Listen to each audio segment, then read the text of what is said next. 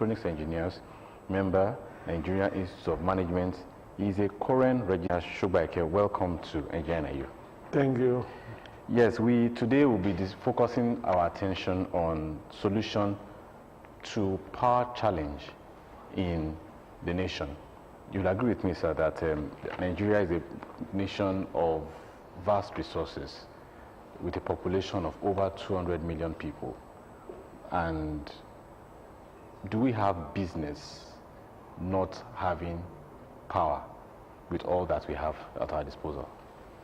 Really, thank you, presenter. Power is such a very important stimulus to growth generally worldwide. And as a matter of fact, when you take power out, it remains nothing. When you are talking about technological development, technological growth, or whatever, power is an essential thing. And as a matter of fact, what we are experiencing in the country now, I believe it's still going to be a thing of the past. That is thinking about the efforts of government and private sector on the issue of power generation. So I have the hope that it's going to be a thing of the past, if announced so far, so clearly.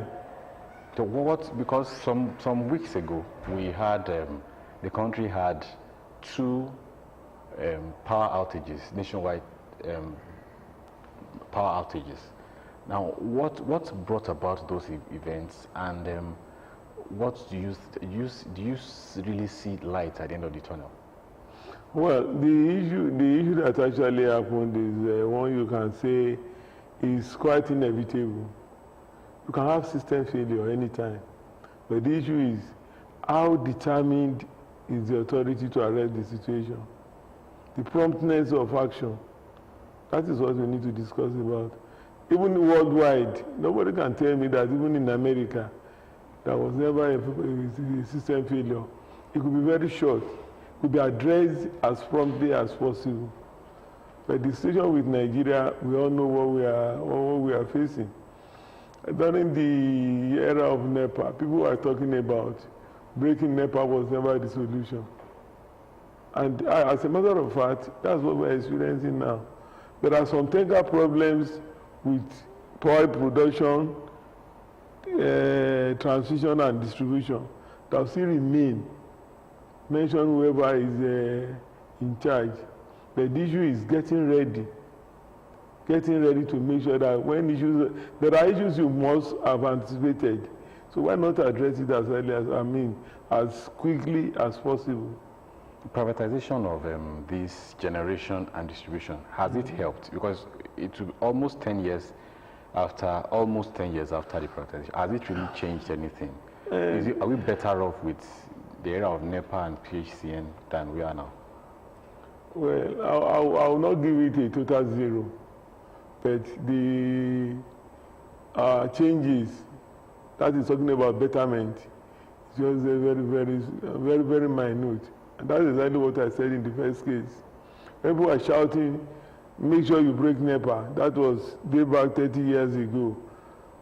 Some engineers were telling them breaking NEPA was never to be the solution. There are problems. In power provision, there are three basic units.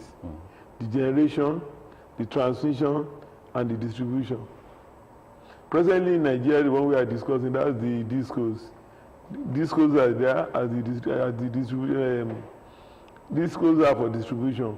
We have TCN. No nation will be stupid to give out transition to anybody. It's solely by government. GENCO, that is the generation unit, is solely owned by government, but not totally. The percentage share of the federal government is highest. But when you look at what we are having, it's not too good to be discussing what we say Nigerian factor. It may not be too decent to be talking about in these modern days. Because the issue is, are people responsible to their duties? That's number one. Then number two, the setup. Because as an engineer, and my field for that matter, I'm an electrical engineer. So what is happening? you pity even the engineers that are in some of these discos. Their predicament is so clear. When you have a setup and the money buyer that will hijack the setup are not technically oriented, that's where the problem is. But not all the discos you want to condemn. You give a lot of them pass marks. But when you talk about Abuja, I'm partly Eco distribution company. They actually try, and IBDC too, they are trying. But the problem I perceive is that when you have people, is who plays the tunes, who plays the pipe, takes the tune. If you as a marketer, maybe a businessman, if you are the owner of a business, the extent at which the engineers will be operating will be quite different. We know the problems they have. That is exactly the thing we are referring to. When you want to have power, uninterrupted power supply, don't just think because we are going to make money out of the business. Don't think of how to make the different phases, the three phases very easy, prompt, and operational. For instance, you have the distribution setup. How many have been injected in terms of fund, in terms of the equipment after NEPA? They will be able to tell you in IBDC. All right, the program is still Engineering and You, and what we are discussing is trying to find out the solution to power challenges in the nations. If you have any question for my guests, please pick up your phone and call. And if you want to answer our question, the lines are now open for you to do that. Discussing with those distribution companies, they always talk about the size of the megawatts of power available to them to distribute. Nigeria. And secondly, the consumers, how responsible they are to manage and save power. What do you have to say on this? Well, that is the issue. In Nigeria today, as I know, I think we have capacity of about 11,000 megawatts. That's the capacity. That's not what we are producing. Capacity. That's the generation capacity. We only have 4,000 that we can inject out because of what is happening to the grid. But recently, I think a contract was signed with Siemens to expand the grid. Probably that will make us have a better output. That is 4,000 megawatts. I hope you are following me. The Sunge routine that was commissioned in the last, was it 2 weeks ago? The total capacity was about 700 megawatts. Just 175 megawatts was commissioned. Put all these things together. That is why the new bill that has been signed into law, no, not yet, is yet to be signed into law, but very, very shortly, because it has passed both readings at both the houses, the Senate and the House of Representatives. What will remain now is to bring the bills to the various houses of assembly, giving states that power to generate, transmit, and distribute. That is removing direction of power from the exclusive list of the federal government. Okay, if states have the power to generate, transmit, and distribute, are they not going to generate and put on the national grid? Are they going to have their own distribution channel? That's the issue. There is a law now. There is one provision in the law, and that is if you generate anything from 50 megawatts, you have to push it back to the national grid. That is one thing. Even aside from that, there is one thing that we have to be feared about, and that is the issue of numerous IPPs. We are having state government now joining power production. We have some IPPs. What about the networking? What about the line stringing? There are bound to be problems. But in South Africa presently, I don't know if that will be applicable in Nigeria. In South Africa presently, you generate, Ogun can decide to say, want to generate 2,000 megawatts. Well, for Ogun State, we won't use, it's not the specific, I'm just making it as an example. We need 1,500 megawatts. National Grid, take 2,000, sell the 500 for us, inject back to us the 1,005. It's a possibility. But all these things will be worked out. But certainly, Once we have distributed generation, the one we are having now, is going to help. But when we have more power available, surely it's going to be okay. But aside from that aspect too. All right, we have a caller. Obanijesu. Obanijesu, good evening. Now, you want to answer our question or you want to ask my guest a question? All right, go ahead. Yeah, go ahead, Obanijesu, I can hear you. What's the answer? All right, I think we lost Obanijesu there.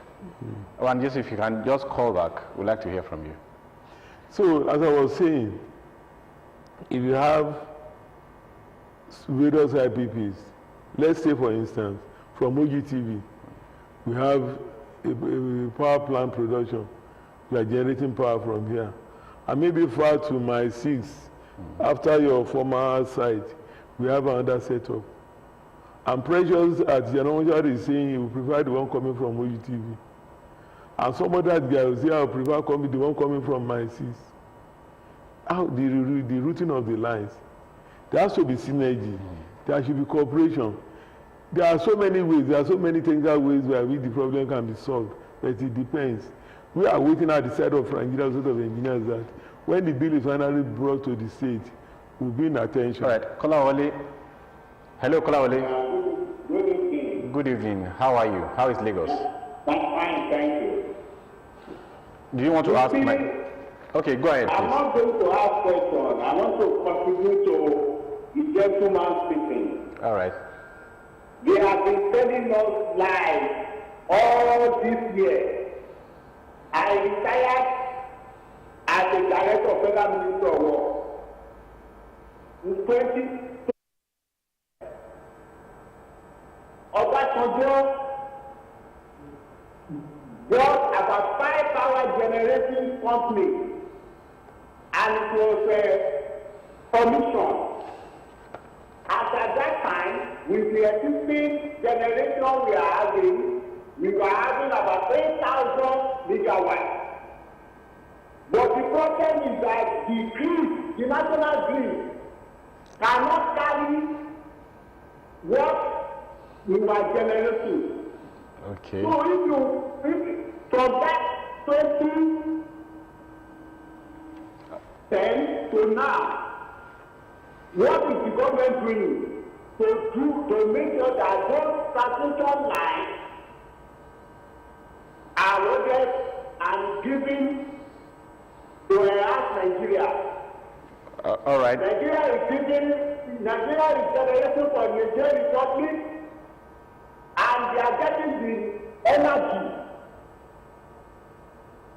All right, Kolawole, thank you so much for your contribution. You've asked a very, very salient question, and we believe that those that should hear are really watching and hearing. So you were talking about the IPP, state government distribution. And all. That's what I'm talking about. Now we have IPPs on ground.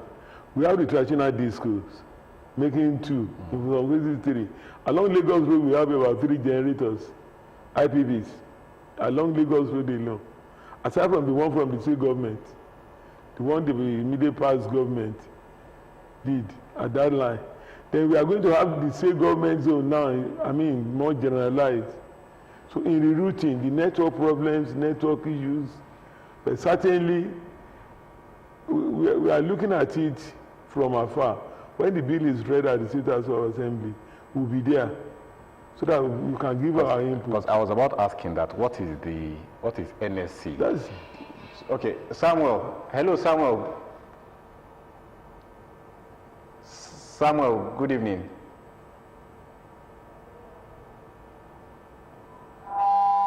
Hello, Samuel. I think we lost Samuel there. So what is the NSC going to be doing? What are you bringing to the table in order to that is what we are doing. That's what we are planning. There is a unit in NSC, Nigerian Institute of Electrical and Electronics Engineer. It's a subdivision of NSC. It's just a division. We have been thinking aloud. How do we do this? Are we going to go South Africa method, Are we going to have it that we have synergy within the producers?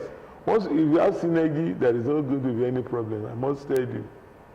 All right, synergy. Now, the mode of generating electricity in Nigeria has been about hydro and thermal.